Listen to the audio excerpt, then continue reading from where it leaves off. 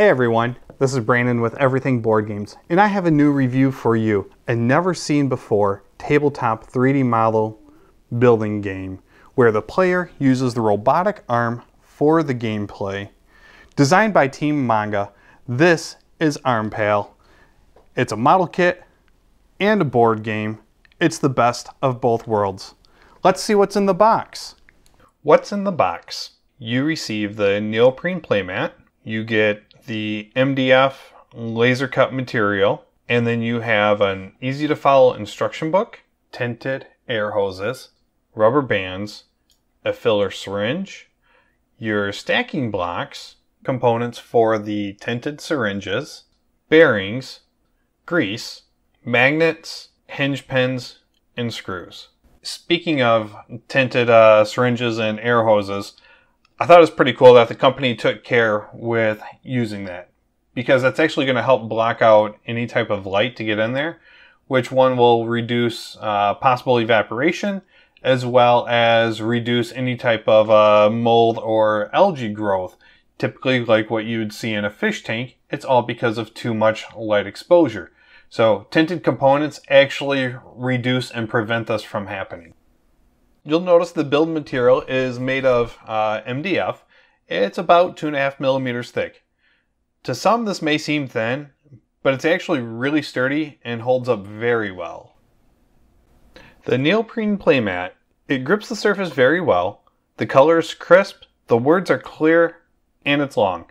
The playmat measures about 19.5 inches wide and 43 inches long, which it's plenty of room for your setup. The setup is very easy. All you're going to do is place your robotic arm inside the yellow lines or the white lines, depending on what challenge you would like to do. Your controller will not be on the playmat. It's going to sit behind the arm wherever you find it to be best. As I mentioned earlier, the instruction booklet is pretty simple to follow. Let's take a look inside. So you'll notice they're going to give you a tools list of what's required. Your typical scissors, screwdriver, pliers, measuring tape, and so forth. They're going to provide you with a full parts list of every sheet that you're supplied with the parts to punch out, as well as your nuts, bolts, plungers, springs, washers, and so forth. So here's just a quick example of how they want you to assemble things. I mean, you'll notice there really isn't a whole lot of words in here. So they're showing you're going to take the piston, apply it to the push rod, add a little bit of grease, and reinsert it back into the hydraulic cylinder. You're going to do that a few times for the large size and the small size. So the first thing they got you starting off with is the handles. You'll notice the instructions are pretty straightforward. Like I said, there's really not a whole lot of words in here. And quite frankly, it reminds me of building a Lego or a Connects kit. Pretty much, they're going to show you the image, they're going to show you what parts you need, and they're going to show you how they go on. So there really isn't anything as far as backwards, upside down, that sort of thing with this kit, which is pretty nice. But as long as you pay attention to your instructions here, you're not going to have any issues. So again, they show you what parts to grab. So like for example here in picture 1, we have C27, which is the base. We have C01, which is one side. And we have C02, which is going to be the other side. And they show that they connect into the slots there. Second part of that, you're going to use two pieces labeled C25 and one labeled C23. You'll join those two pieces together, and then later you're going to join those to one side of the base, and so forth. So it's pretty simple to build. It will take you some time, and just like any other good quality project or model kit that you're building, take your time, get it right, and afterwards have some fun.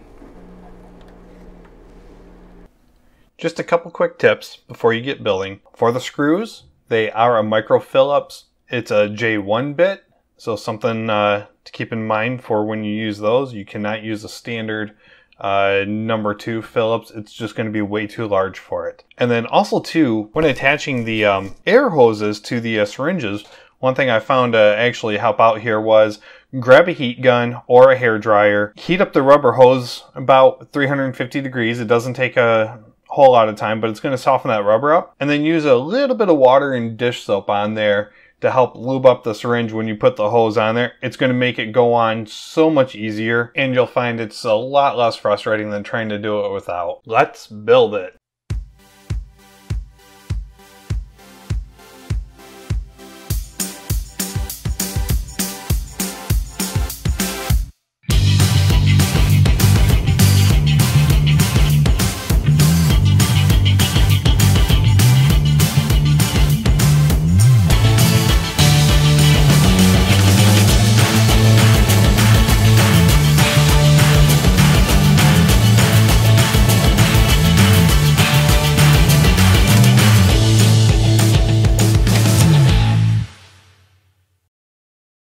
I'm going to show you how to easily change out the accessories.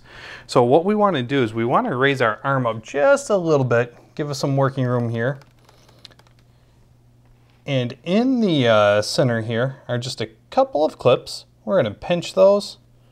We're going to hold that arm. We're going to just bring those out just a little bit.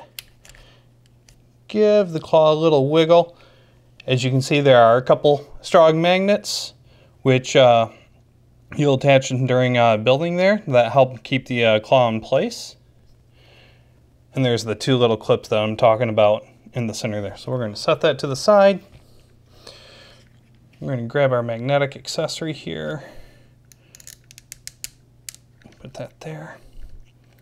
And again, here's a couple more little clips that we're going to pinch. And we're going to just guide that onto the arm here. Let's see. Oh, there we go. All right.